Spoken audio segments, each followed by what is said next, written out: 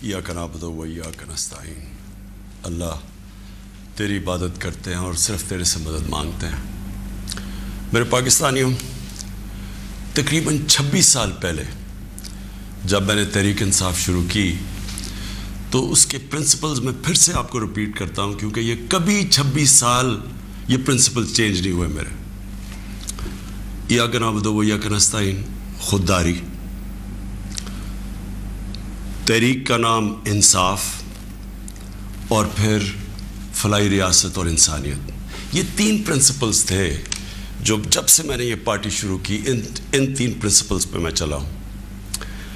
तो मैं 2 के ऊपर आज बात करना चाहता हूँ ख़ास तौर पे। एक है खुददारी और दूसरी इंसाफ। जो सुप्रीम कोर्ट का फ़ैसला आया,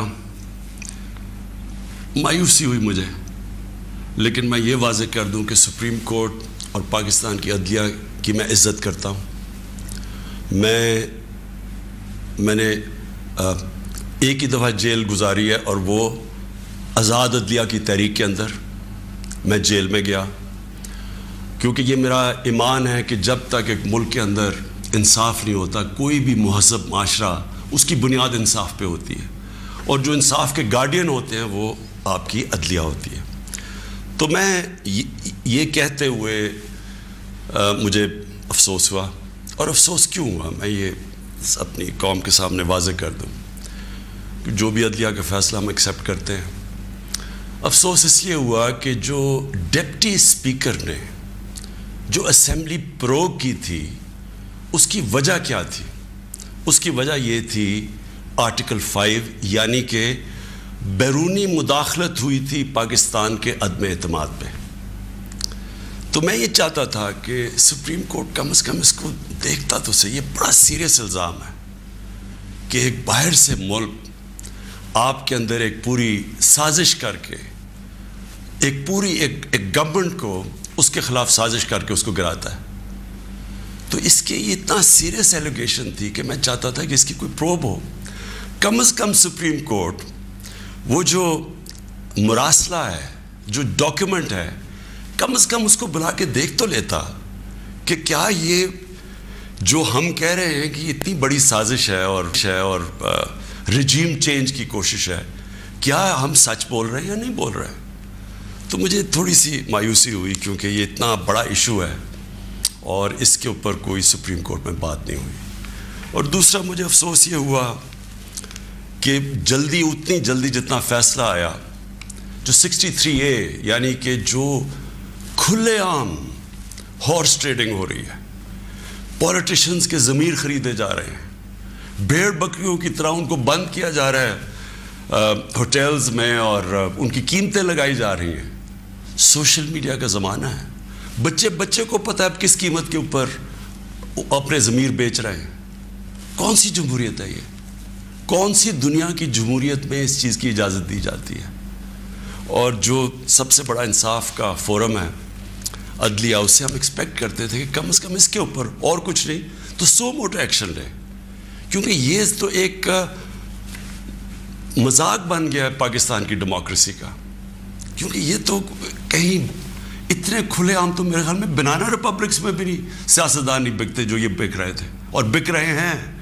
और वो देखें अभी जो पंजाब में हो रहा है, कभी वो अवारी के अंदर लोग बंद हैं जनाब, उनको निकल रहा है गार्ड्स। तो ये तो कोई जमहूरियत नहीं है। लेकिन इससे जो सबसे तकलीफ दह चीज़ है कि देखिए, एक कौम जिसकी 60% से ज़्यादा आबादी 30 साल की उम्र से कम है, ये हमारी यूथ है, ये हमारा फ्यूचर है।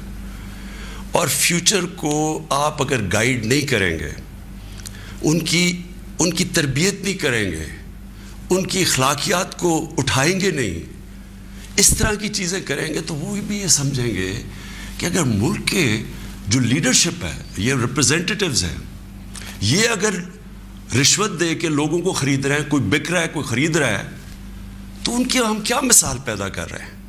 यानी ये किस तरफ जा रहा है पाकिस्तान।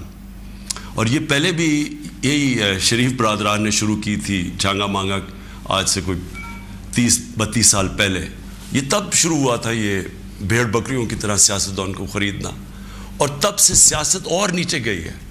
کہ جیسے لوگوں کو یہ پتہ چلا کہ یہ بک رہے ہیں، لوگوں سے ووٹ لے کے آ رہے ہیں کہ ہم آپ کی بڑی خدمت کریں گے، وہاں جا کے لوگوں کی ووٹ لے کے اپنے ضمیر بیچ رہے ہیں، اور پھر ریزروڈ سیٹس والے بک رہے ہیں.